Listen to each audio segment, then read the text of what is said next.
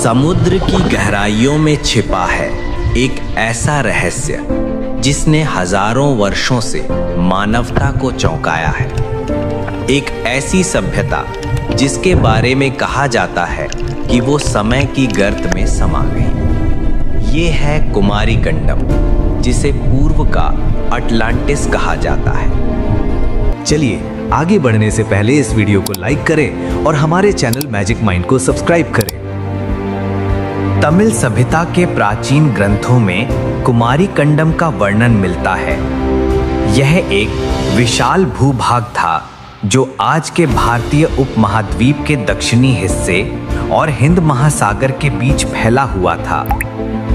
तमिल साहित्य के संगम ग्रंथों में इसे उस भूमि के रूप में बताया गया है जहां तमिल संस्कृति, कला और ज्ञान का जन्म हुआ। कुछ विद्वानों के अनुसार यह सभ्यता इतनी उन्नत थी कि इसे पूर्व का अटलांटिस कहा गया। यूनानी दार्शनिक प्लेटो ने जिस अटलांटिस का वर्णन किया था, एक समृद्ध, शक्तिशाली लेकिन अंततः समुद्र में डूबने वाली सभ्यता, कुमारी कंडम की कहानी उससे कहीं अधिक रहस्यमयी प्रतीत होती है। तमिल संगम साहित्य में संगम शब्द का अर्थ है कवियों की सभा। प्राचीन काल में 3 प्रमुख संगम हुए। पहले 2 समुद्र में डूब गए और तीसरा वर्तमान में मदुरई में स्थापित हुआ। इन ग्रंथों में वर्णन है कि पहले संगम का आयोजन कुमारी कंडम में हुआ था। यह संकेत देता है कि तमिल सभ्यता की जड़ें समुद्र के नीचे छिपे उस भूभाग से जुड़ी हैं। इन ग्रंथों में उस भूभाग के 49 नदियों, हरे भरे वनों और सुव्यवस्थित नगरों का वर्णन मिलता है। कुछ शास्त्रों में यह भी कहा गया है कि वहां तमिल भाषा और संस्कृति का उद्गम हुआ। यदि यह सच है तो कुमारी कंडम मानव सभ्यता के इतिहास को पुनः लिख सकता है। अब बात करते हैं कुमारी कंडम और लेमुरिया थियरी के बारे में। 19वीं सदी में कुछ यूरोपीय वैज्ञानिकों ने लेमुरिया थियरी प्रस्तुत की। उनके अनुसार कभी भारतीय उपमहाद्वीप, मेडागास्कर और अफ्रीका के कुछ हिस्सों को जोड़ने वाला एक विशाल भूभाग था। भूगर्भीय गतिविधियों के कारण ये भूमि धीरे धीरे समुद्र में डूब गई। तमिल विद्वान इस सिद्धांत को कुमारी कंडम से जोड़ते हैं। उनका मानना है कि ये वही भूमि थी जिसका वर्णन संगम साहित्य में मिलता है। इससे ये संभावना बढ़ जाती है कि प्राचीन तमिल सभ्यता केवल दक्षिण भारत तक सीमित नहीं थी, बल्कि पूरे हिंद महासागर में फैली हुई थी। अब समुद्र के नीचे छिपे रहस्य और सबूत के बारे में बात करते हैं। कुमारी कंडम की कहानी केवल साहित्यिक कल्पना नहीं है।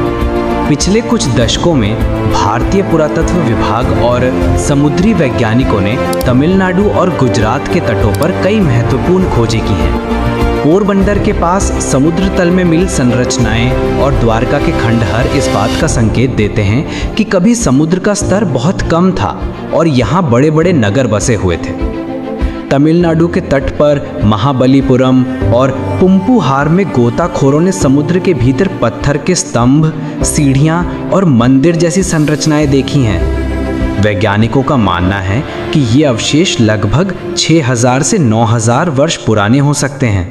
हालांकि कई वैज्ञानिक कुमारी कंडम को केवल एक मिथक मानते हैं। उनका कहना है कि संगम साहित्य में वर्णित कहानियां प्रतीकात्मक हो सकती हैं। समुद्र में मिले खंडहर शायद केवल तटीय नगरों के अवशेष हों, जो समुद्र स्तर बढ़ने के कारण डूब गए। दूसरी ओर इतिहासकार और भाषाविद मानते हैं कि तमिल भाषा की प्राचीनता और उसकी गहरी जड़ें ये साबित करती हैं कि ये सभ्यता बहुत प्राचीन रही होगी। यदि ये सभ्यता सचमुच अस्तित्व में थी तो ये मानव इतिहास की दिशा बदल सकती है। प्लेटो का अटलांटिस और कुमारी कंडम। यूनानी दार्शनिक प्लेटो ने लगभग 2400 वर्ष पहले अटलांटिस का वर्णन किया था। एक ऐसी सभ्यता जो तकनीकी रूप से अत्यंत उन्नत थी, लेकिन एक ही रात में समुद्र में समा गई। दिलचस्प बात यह है कि कुमारी कंडम की कहानी प्लेटो की कथा से कई समानताएं रखती है। दोनों ही सभ्यताओं को ज्ञान, विज्ञान और कला का केंद्र माना गया। दोनों का अंत समुद्री आपदा से हुआ।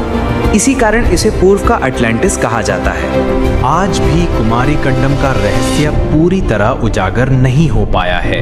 भारतीय वैज्ञानिक समुद्री खोजबीन में लगे हैं और नई तकनीकें जैसे साइड स्कैन सोनार और सैटेलाइट इमेजरी इस रहस्य को सुलझाने में मदद कर रही हैं। कुछ अनुसंधानों के अनुसार लगभग 12,000 वर्ष पहले हिमयुग समाप्त होने के कारण समुद्र का स्तर तेजी से बढ़ा, जिससे तटीय सभ्यताएं डूब गई। यह तथ्य कुमारी कंडम की कहानी को और विश्वसनीय बनाता है। कुमारी कंडम केवल एक मिथक है या छिपी हुई सच्चाई? ये सवाल अब भी अनुत्तरित है, लेकिन संगम साहित्य, पुरातात्विक खोजों और वैज्ञानिक प्रमाणों के बीच का ये संगम हमें यह बताता है कि मानव सभ्यता का इतिहास शायद उतना सरल नहीं है जितना हम सोचते हैं। शायद समुद्र की गहराइयों में अब भी वे रहस्य छिपे हैं जो हमारी सभ्यता के असली उद्गम को उजागर करेंगे। कुमारी कंडम की ये कथा हमें याद दिलाती है कि हर किंवदंती के पीछे कहीं न कहीं सच्चाई जरूर होती है।